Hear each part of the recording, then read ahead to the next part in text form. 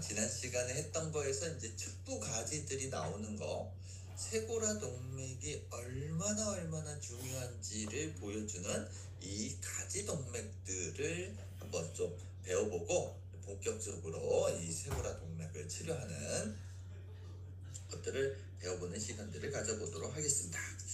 자, 그러면 준비되셨으면 시작 한번 해보도록 할게요.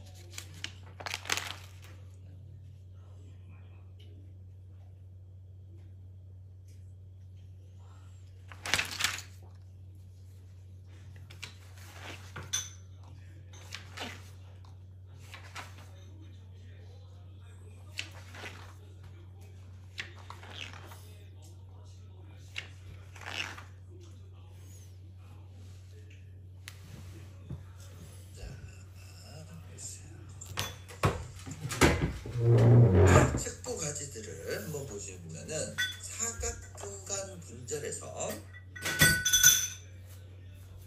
발생하는 후방 견갑 동맥을 제외하고 쇄골화 동맥이 사각근 전 부분에서 발생하게끔 된다. 사각근의 앞쪽에 있는 부분에서 대부분의 이 척부 가지들이 발생하게끔 되는데, 그 중에 하나가 바로 이 버테브랄 아테리라고 하는 추골 동맥이라고 있는데, 이거 너무너무 중요해요. 추골 동맥, 뇌로 올라가는 3분의 1의 혈액 공급. 자, 그러면 뇌로 올라가는 부분의 혈액 공급의 3분의 2는 누구냐?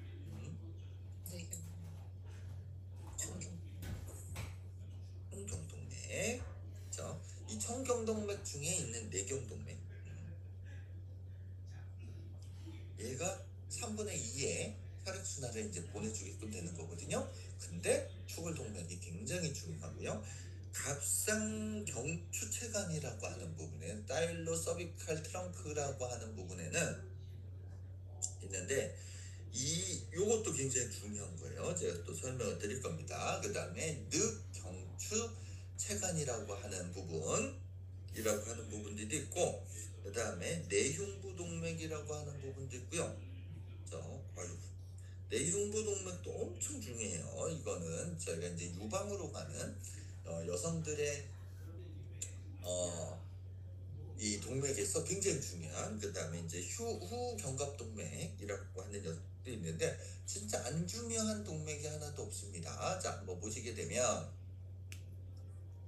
내가 여기서 지금 제 쇄골화 동맥이 이렇게 딱 주행을 하잖아요. 거기에서 저희가 첫 번째로 나오는 녀석이, 빠져나오는 녀석이 이렇게 올라가는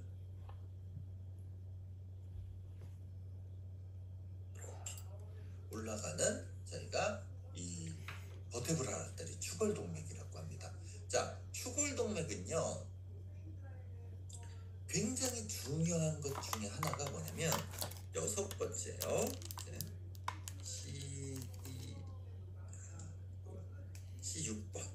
자, C6번에 있는 횡돌기에서 우리가 횡돌기 안쪽으로 주행을 하게끔 됩니다. C7번 앞쪽에서는요 횡돌기 바깥쪽에 나와서 주행을 하고 있어요. 자, 그렇게 올라가던 녀석들이 경추 1번 환추라고 하는 부분에서 통해서 이렇게 해가지고 안쪽으로 이렇게 들어가면서, 여기가 이제 기저동맥이라고 하는 베이잘 아테리라고 하는 부분으로 이렇게 들어가게끔 되는데, 얘가 결국에는 어디로 가냐면, 우리가 후두엽하고 소뇌에 혈액을 공급을 하게끔 됩니다. 자, 이 부분에 지금 혈액 공급을 하게끔 되니까 이게 얼마나 자, 후두엽하고 소뇌에 혈액 공급을 한다 함은, 우리 뇌의 기능에서 우리가 시각적인 정보를 받아들이는 것뿐만 아니라 우리 몸의 움직임을 조절하는 것들의 제일 중요한 동맥이 어디에서 시작을 한다는 거예요? 쇄골화 동맥에서 나오는 가지 동맥에서 이루어지게끔 됩니다. 그래서 제가 원래 저희 교과서에는 추골동맥 동맥이 내용이 없습니다. 추골동맥 내용이 없는데 제가 이 21장인가에 하여튼간 이 추가를 해놨어요. 추골동맥 테크닉을 추가를 해놨습니다. 정말 다른 교과서에 있는 내용을 가지고 제가 끄집어 와가지고 번역을 해가지고 이 추골동맥 테크닉 정말 이게 좋은 테크닉이 있거든요. 그래서 그거 이제 만들어 놨어요. 그래서 뇌로 올라가는 내경동맥과 그 다음에 머리 두피 쪽으로 가는 외경동맥, 그 다음에 추골동맥까지 하셔야지만이 우리가 전체적인 뇌의 혈액 공급을 더 도와줄 수 있게끔 하시는 건데, 그 첫 번째 추골동맥의 첫 번째 동맥이 누구다? 쇄골화 동맥이다. 그래서 쇄골화 동맥 테크닉도 뇌로 혈액 공급을 올려주는데 도움을 줄 수 있는 혈관 테크닉이 됩니다. 자, 그 다음에 재밌는 게 또 하나가 있어요. 자, 보세요. 옆에서 본 거예요. 여기가 쇄골화 동맥입니다. 오른쪽에 있는 쇄골화 동맥이라고 이렇게 되어 있잖아요. 이 쇄골화 동맥에서 저희가 첫 번째로 나왔던 가지가 이렇게 올라갔던 가지, 이거를 저희가 버테브랄 아테리라고 하는 추골동맥이라고 했었거든요. 정말 이게 추골동맥 테크닉이요, 진짜 중요한 테크닉이어서 진짜 여러 번 등장을 합니다. 그래서 우리가 목을 옆으로 해가지고 추골동맥 하는 테크닉도 있고요. 뇌도수 치료에서도 또 추골동맥 테크닉이 나오거든요. 그때 뇌도수 치료에서 추골동맥 테크닉 하는 위치는 바로 여기예요. 7번 경추 7번 횡두기 앞쪽에서 저희가 이제 도수 치료를 하는데, 저희가 또 다른 방법, 이거를 이제 또 이 추골동맥을 치료하는 테크닉들이 여기에서도 하는 방법이 있지만, 여기서 하는 방법도 있지만, 어디에서도 하시는 방법이 있냐면 여기 2번, 그 다음에 여기 3번 올라가는 부분, 그러니까 여기서 지금 1번, 2번, 3번 이렇게 다양한 부분의 관점에 고려를 해서 저희가 이제 혈관 도수 치료를 하게끔 됩니다. 자, 그리고 그 다음에 굉장히 중요하게끔 생각하는 부분이 두 번째로 나가는 부분이 바로 이 부분이거든요. 그 부분의 이름이 뭐라고 하냐, 다일로서비칼 트렁크라고 해서 경갑이 아니라 그렇죠? 갑상선으로 가는 동맥하고 경추로 가는 동맥이 있습니다. 자, 여기로 들어간 동맥이 연장해서 가게끔 되면요, 임페리얼 다일로이드 아테리라고 해서 하갑상 동맥이 돼요. 자, 갑상선의 위쪽과 아래쪽으로 혈관이 지나가게끔 되는데, 그 혈관을 먹여 살리는 부분 중에서 정말 중요한 동맥이 두 가지 줄기가 있는데, 지금 여기에선 보이지 않지만 위쪽에서 오는 상갑상동맥이라고 하는 녀석이 있고, 아래쪽에서 나오는 하갑상동맥이라고 하는 부분이 있는데요. 이게 굉장히 신기한 게 뭐냐면, 상갑상동맥이 들어가는 부위는 상갑상동맥이 들어가는 부위는요, 우리가 여기 위쪽에 있는 상부갑상선, 하갑상동맥이라고 하는 녀석이 들어가는 거는요, 하부갑상선.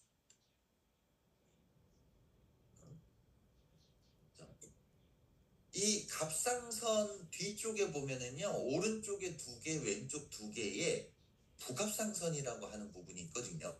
이 부갑상선으로 혈관을 보내주고 있는 총 4가지, 위에 있는 2가지의 상갑상동맥과 아래쪽에 있는 하갑상동맥이라고 하는 녀석이 있는데, 거기로 우리가 부갑상선으로 혈액 공급을 해주게끔 됩니다. 이게 이제 그러니까 우리가 호르몬의 영향을 굉장히 잘 받을 수 있는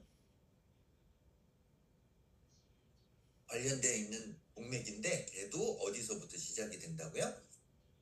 세고라 동맥서부터 시작이 됩니다. 그래서 갑상선 질환이 있으신 분들한테도 정말로 필요한 혈관이 이 하갑상 동맥인데, 이 하갑상 동맥에 저희가 나중에 배우시겠지만 어떻게 하냐면 손가락으로 여기를 이렇게 집어넣어요.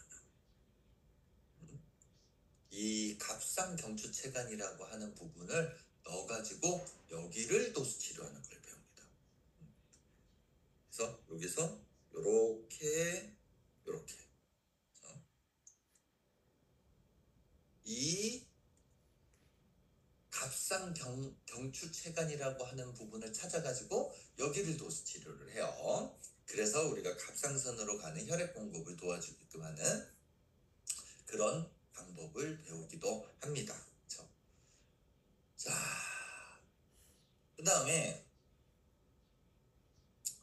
여기에 지금 또 하나가 이쪽 색으로 이렇게 빠져나가는 게 있습니다. 그렇죠? 인터널 소라식 아테리라고 하는 내흉부동맥이라고 하는 부분인데, 여기 지금 지나가는 것이 내흉부동맥이 이렇게 지나가게끔 되는데, 이 내흉부동맥은 우리가 특히 여성들이 가슴 쪽으로 가게끔 되잖아요. 그러면 이렇게 해서 내유방동맥이라고 합니다.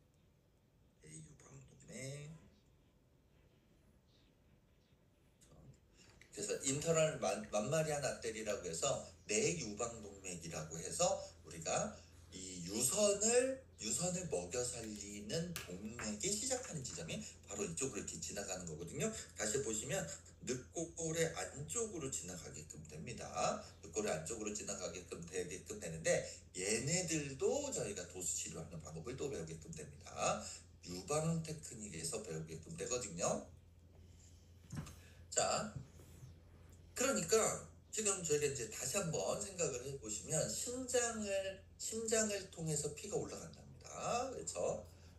그래서 얘는 결국에는 손끝까지 동맥이 연결시켜주는 부분에서, 심장과 손끝까지 연결시켜주는 부분에서 첫 번째 맞이하는 것이 쇄골화 동맥입니다.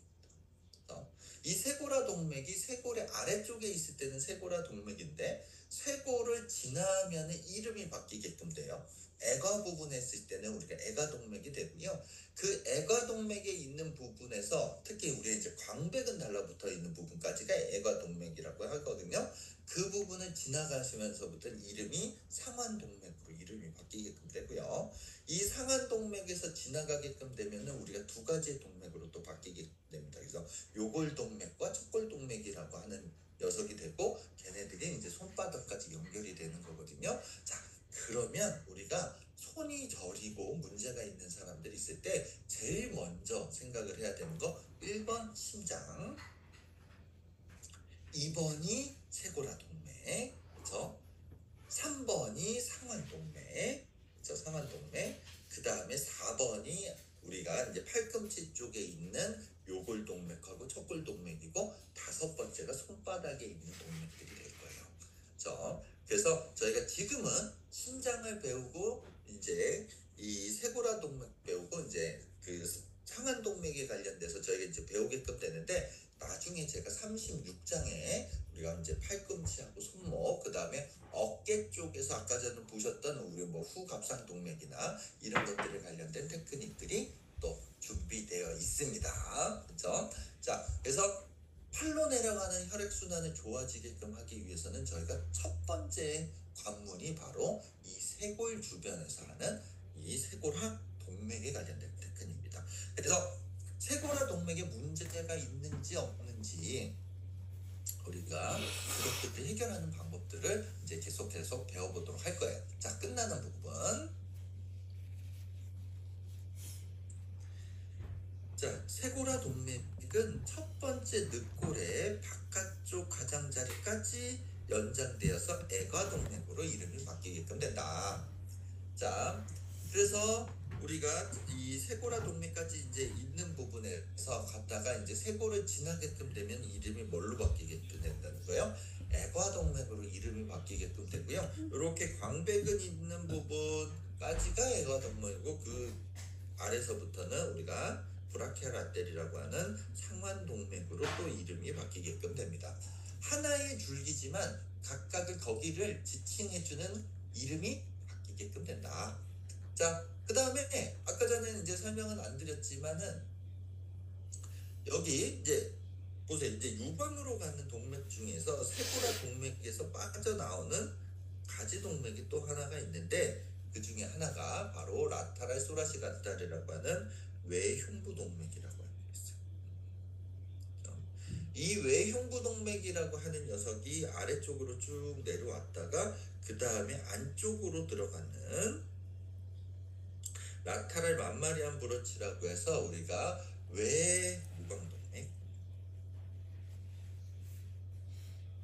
가지동맥이라고 하는 부분을 통해서 우리가 가슴의 바깥쪽에 혈액 공급들을 해주고요.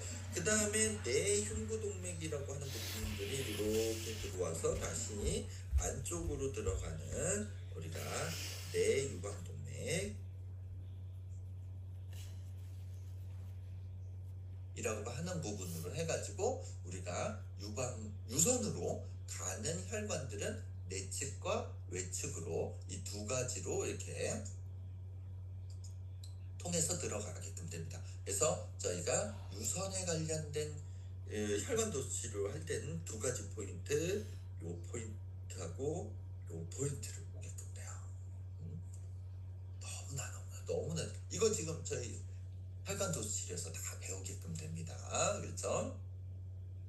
그래서 정말로 중요한 동맥이 어디다? 세고라 동맥서부터 시작이 된다. 자, 관계지역. 관계된 지역은 이런 동맥이 두드러진 역할을 강조하게끔 되는데 많은 이 토끼 펀치 사고, 뒤통수를 강타당하는 거예요. 뒤통수를 강타하는 피해자들이 이를 매일 보여주고 있다. 머리를 부딪히면서 뒤통수를 맞으면 어떤 피해가 되냐면 바로 이러한 부분에 문제가 생기는데 세고라 동맥은 다음 구조에 대한 혈액 공급에 다소 직접적으로 관여를 하게끔 된다. 토끼펀치라고 하는 레비펀치라고 하는 건 두개 기저 가까운 부분에 머리 후두를 타격당하는 거. 운동선수들도 많이 당할 수도 있고요. 그렇죠? 그 다음에 뭐 장난 삼아서 머리 뒤통수를 때릴 수도 있고,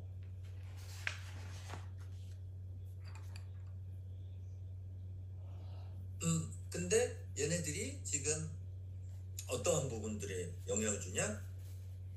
척수, 연수, 내교, 교내, 그 다음에 소내, 그 다음에 뒤쪽에 있는 후내. 그렇죠? 이게 지금 다 누구하고 관련돼 있는 거예요? 이게 추골동맥하고 관련돼. 추골동맥하고 관련돼 있는 겁니다. 너무너무 강력하죠. 자, 제가 아까 전에 보셨던 거, 요 그림 생각을 하시게끔 되면은 얘네들이 그대로 다 후두골 쪽으로 쭉 안쪽으로 들어가가지고 대후두공이라고 하는 부분을 통해서 우리가 이 연수, 척수, 내교, 소내, 후내, 그렇죠? 후두엽 있는 부분에, 그 다음에 귀 쪽으로 후두계 경질막, 그 다음에 유방, 이런 부분에 정말로 중요한 게 바로 우리가 이 세고라 동맥이 되게끔 됩니다. 왜냐면 거기서부터 시작이 되기 때문에 그래요. 자, 그래서 우리가 뇌도수 치료에서도 굉장히 중요하게끔 생각하는 부분 중에 하나가 혈액 공급이에요. 혈액 공급. 뇌가 정상적으로 기능을 하려고 하면요, 거기에 에너지원, 그렇죠? 혈액 공급이 제대로 돼야 되는데 그 부분에 대해서 굉장히 깊게 연구를 하게끔 됩니다. 그 중에 하나가 바로 버테브랄 아테리라고 하는 추골동맥이고요. 그 다음에 인터널 캐로티드 아테리라고 하는 내경동맥이 거고요. 자, 우리가 이 목에서 작업할 수 있는 것들, 추골동맥, 그 다음에 내경동맥은 다 목에서 작업을 해서 머리로, 뇌로 우리 혈액순환을 보내주게끔 되는 거고요. 그 다음에 그 내경동맥이 빠져나오는 부분이 어디냐면요, 눈에 있습니다. 안화에서 빠져나온 상안화동맥이 내경동맥의 연장선이 되는 거거든요. 그래서 우리가 머릿속 안에서는 도수치료를 할 수가 없으니까 머리 쪽 바깥쪽에서 나오는 우리가 상안화동맥 테크닉을 통해서 뇌 도수치료를 할 수 있게끔 되는 거예요. 자, 그래서 그러한 부분들이 우리가 정상적인, 우리가 전두엽 쪽으로 가는 것은 내경동맥, 후두엽 쪽으로 가는 것은 추골동맥을 통해서 우리가 이러한 혈액 공급이 기능에도 굉장히 중요한 역할들을 하게끔 된다. 자, 그래서 우리가 이제 그 기능들에 대해서 이제 봤고요. 자, 그러면 이제 도수치료 어떻게 접근하느냐? 그래서 이제 도수치료 하는 것들을 하나씩 쭉 한번 배워보도록 할 텐데요. 자, 여러 기계적 요인이 흉곽 출구에 영향을 줄 수가 있는데, 자, 태아의 부정이, 그렇죠? 태아가 정상적으로 뱃속에 있어야 되는데, 그렇죠? 이게 어떻게 되는 거예요? 얼굴로 가서 있다거나, 또는 우리가 이제 원래 이 머리가 이렇게 해서 이렇게 나와서 이게 뒤통수가 있어야 되는데 우리가 몸이 옆으로 돌아가 있다거나, 둔이 거꾸로 되어 있다거나, 또는 어깨 쪽으로 이렇게 아래쪽으로 내려가 있다거나, 이런 것들이 우리가 부정위가 되게끔 되고요. 난산, 아기가 빠져나오는 과정 중에서, 엄마 뱃속을 빠져나오는 과정 중에서 이렇게 어깨가 낀다거나, 그렇죠? 그렇게 해서 머리를 빼내는 부분에서 잘못하게끔 되잖아요. 그러면 이러한 상완신경총의 손상을 유발을 하잖아요. 이런 것들이 다 뭐에 문제가 생길 수가 있다? 아이가 태어나는 과정 중에서 손상이 되게끔 되면은 이게 바로 이 세고라 동맥에 영향을 미칠 수가 있다.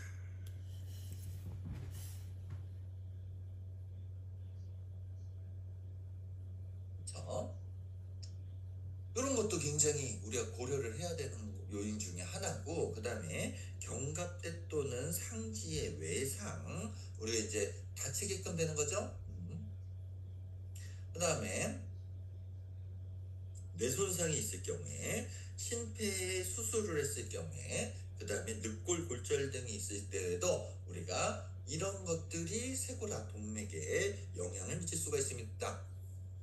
자, 정서적 측면에서는 만성적인 정서적 위축은 근육 경련을 통해서 흉곽 입구를 조금씩 압박할 수 있게끔 되는데, 흉곽은 개인 공간을 점유하고 세상을 향해서 열린 상징을 하고 있습니다. 자, 무슨 얘기냐면, 제가 이번에 그 36장에 저희 이제 그 팔에 관련된 혈관 도수 치료를 만들다 보니까 거기 안에서 나오는 근육에 대한 설명 중에 소흉근이라는 거죠. 팩토라리스 마이너.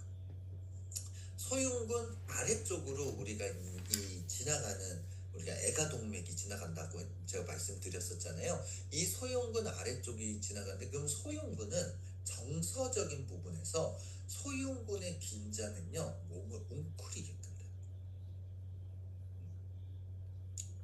몸을 웅크리게끔 됩니다. 그래서 세상 밖으로 못 나가는 사람들, 그렇죠? 이런 사람들은 소흉근의 단축이 있게끔 돼서 혈액순환에 영향을 줄 수가 있다는 거죠.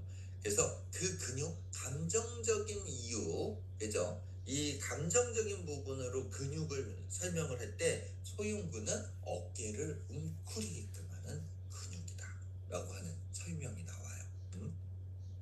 자, 그래서 우리가 이러한 감정적인 부분도 혈액순환에 또는 흉곽 출구에 영향을 미칠 수 있는 부분들이 있다.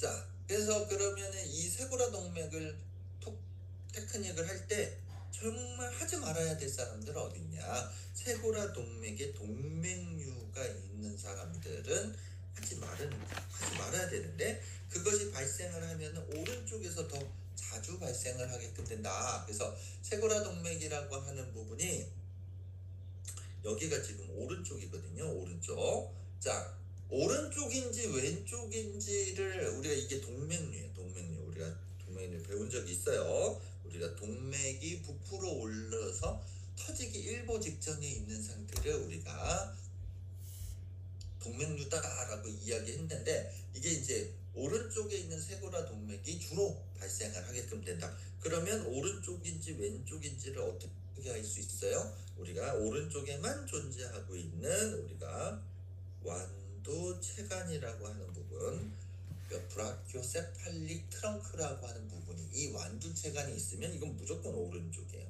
왼쪽에는 그 완두체관이 없이 총격동맥과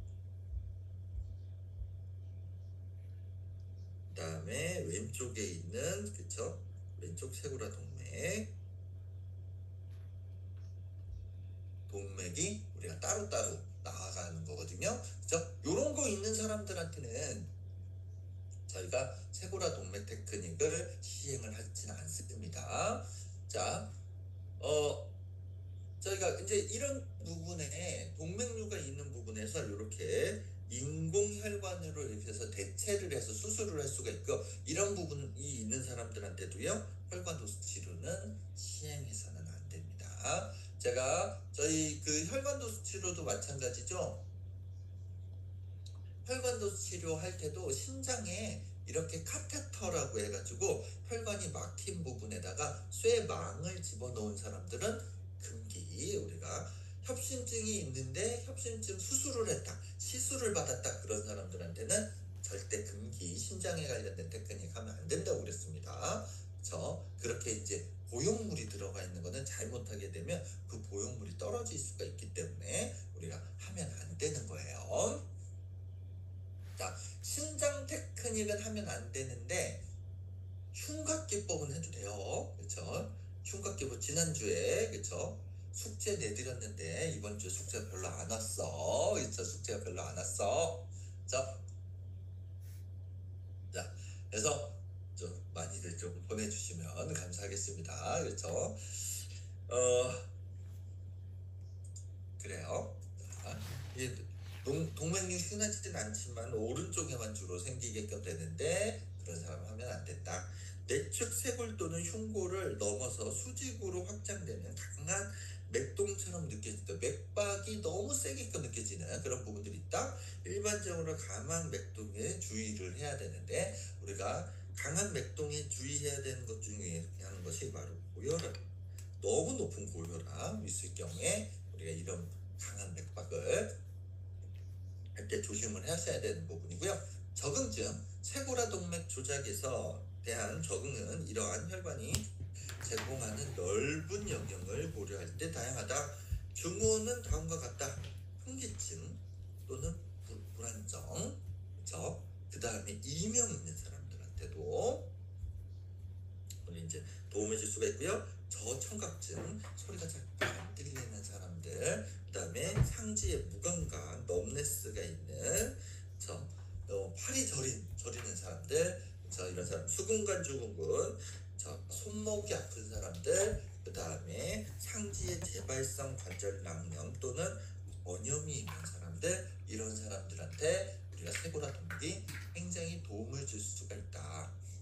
자, 이명이라고 하는 것은요, 외부 소스가 없는 소리의 지각으로 종종 귀에서 울리는 소리로 설명이 된다. 자, 이 이명이라고 하는 것은요, 분명히 원래 우리가 소리를 들으려면 소리를 일으킬 수 있는 외부에서 소리를 만들어내는 거에 파장을 귀에서 듣는 거가 우리가 소리를 듣는 거거든요. 근데 이렇게 파장을 일으키는 소리가 없는데 귀 자체에서 소리가 들리는 거예요. 그걸 저희가 이제 이명이라고 하는 거거든요. 자, 또한 윙윙거리는 소리, 으르렁거리는 소리, 휘휘거리는 소리, 웅얼거리는 소리, 휘파람 소리, 지글거리는 소리처럼 들릴 수가 있다. 소음을 부드럽거나 클 수 있으며 어떤 사람들은 공기가 빠져나가는 소리, 물이 흐르는 소리, 음표가 들리는 것 같다는 생각이 들리기도 한다라고 이야기를 하는데요. 저희 두개청골요법은 이명에 관련돼서 크게 두 가지로 설명을 하게끔 되는데, 하나는 우리가 이명의 소리가 고음으로 들리는 소리니 그때는 어떻게 된 거라고 이야기를 하냐면요, 우리가 측두골이 외회전이 되잖아요. 그러면은요, 유스타키오관이라고 하는 부분이 있습니다. 우리가 소리를 듣는, 우리가 유스타키오관이라고 하는 부분이 스트레칭돼서 짱짱하게끔 우리가 잡아당겨지게끔 되거든요. 그것 때문에 이명의 소리가 고음으로 들린다. 끼익 하는 고음으로 들린다라고 이야기를 해요. 자, 그 다음에 측두골이 내회전될 수가 있습니다. 측두골이 외회전되면 이렇게 바깥쪽으로 도는 거고요. 측두골이 내회전되게끔 되면 안쪽으로 들어가게끔 되는데, 측두골이 내회전되게끔 된 사람들한테는요, 이명은 유스타키오관이 느슨한 상태가 만들어지기 때문에 소리는 저음으로 들린다. 그래서 고음과 저음이 측두골의 외회전과 뇌회전인데, 그거를 우리가 눈으로도 볼 수가 있어요. 측두골이 외회전됐느냐, 측두골이 내회전됐느냐 해서 우리가 귀가 이렇게 앞쪽으로 이렇게 서 있는 사람들은 측두골에 외회전되어 있는 사람들이고요. 측두골이 내회전되어 있는 사람들은 귀가 이렇게 뒤쪽으로 가서 달라붙어 있는 사람들은 측두골에 뇌회전되어 있는 사람이다 라고 이야기를 하거든요. 그런데 서들랜드 박사님은 뭐라고 얘기했냐면, 두개정골요법을 하셨던 서들랜드 박사님은 뭐라고 이야기하셨냐면, 귀의 모양만 보고 저 사람이 측두골이 외회전됐다, 뇌회전됐다라고 판단하지 말아라 라고 이야기를 했어요. 그도 그럴 것이, 지금 대한민국에서 굉장히 많이 하는 성형수술 중에 팅커벨 수술이라고 하는 게 있습니다. 들어보셨어요? 팅커벨 수술 못 들어봤어요? 그죠? 얼굴 자체가 길쭉한 여성들한테 귀를요, 이렇게 세워줘서, 그죠? 귀를 이렇게 세워주면, 귀가 이렇게 세워지게끔 되면 얼굴이 길쭉한 거가 커버가 된대요. 그래서 귀가 이렇게 넘어가 있는 귀를 이렇게 세운답니다. 성형수술로. 그렇죠? 그래서 귀만 봐서는 우리가 그거를 알 수가 없어. 저도 한국에 있을 때 2명 봤어요. 이 팅커벨 수술한 사람. 그러니까 우리가 뭐 그런 것도 알아두셔야 된다. 그렇죠? 팅커벨 수술이라는 게 있습니다.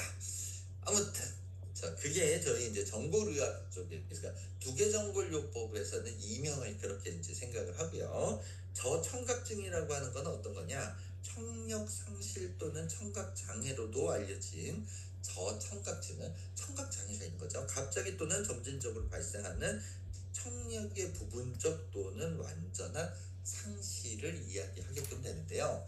자, 상태의 정도는 다양할 수 있으며 특정 소리를 부분적으로 또는 완전히 듣는 사람의 능력에 영향을 미치게끔 된다. 예를 들어서 누군가가 낮은 음을 잘 들을 수 있지만 높은 음은 들을 수 없을 수도 있는 것들, 이런 것들이 우리가 저청각증이라고 하는, 또는 이제 청력 상실 청각 장애라고도 이야기를 합니다. 자, 돌발성 난청도 바로 이런 청각 장애의 하나가 되게끔 되거든요. 돌발성 난청이 있는 사람들이 이명이 많이 와요. 그래서 이명이 오는 사람들 중에 돌발성 난청이 와가지고 이명이 생기는 분들이 굉장히 많거든요. 그래서 그런 분들한테 소리를 못 듣는 사람들이 그 소리를 증폭하는 경우들이 굉장히 많습니다. 그래서 그 이명을 해결할 수 있는 방법 중에 하나가 보청기를 끼는 거예요. 그래서 보청기를 끼면은 청력을 상실한 사람들이 이명들이 많이 오게끔 되고, 그것 때문에 보청기를 껴서 그거를 우리가 소리를 증폭을 해주잖아요. 그러면은 이명의 소리가 낮아지는 경우들이 굉장히 많습니다. 그래서 이명하고도 청력하고도 굉장히 관련이 많이 있고요. 그래서 그 이명의 치료 방법으로 우리가 보청기를 끼우는 경우들이 굉장히 많이 있습니다. 그 다음에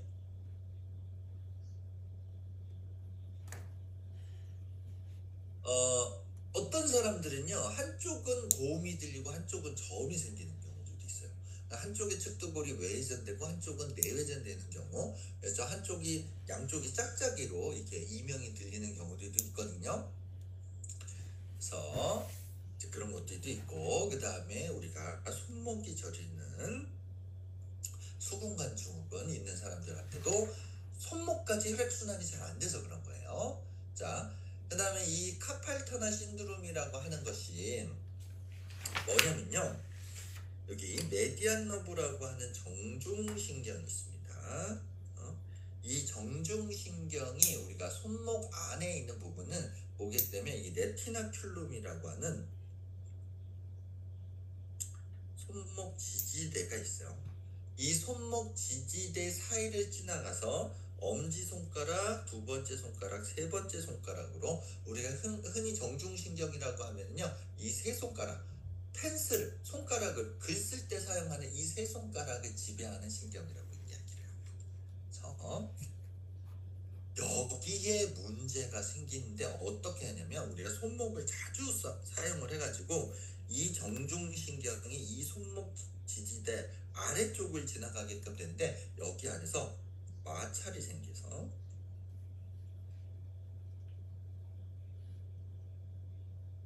마찰이 생기고 거기에 염증이 생기게끔 되는 거. 그래서 그것들 때문에 뭐가 문제가요? 여기 안에 있는 우리가 활액낭,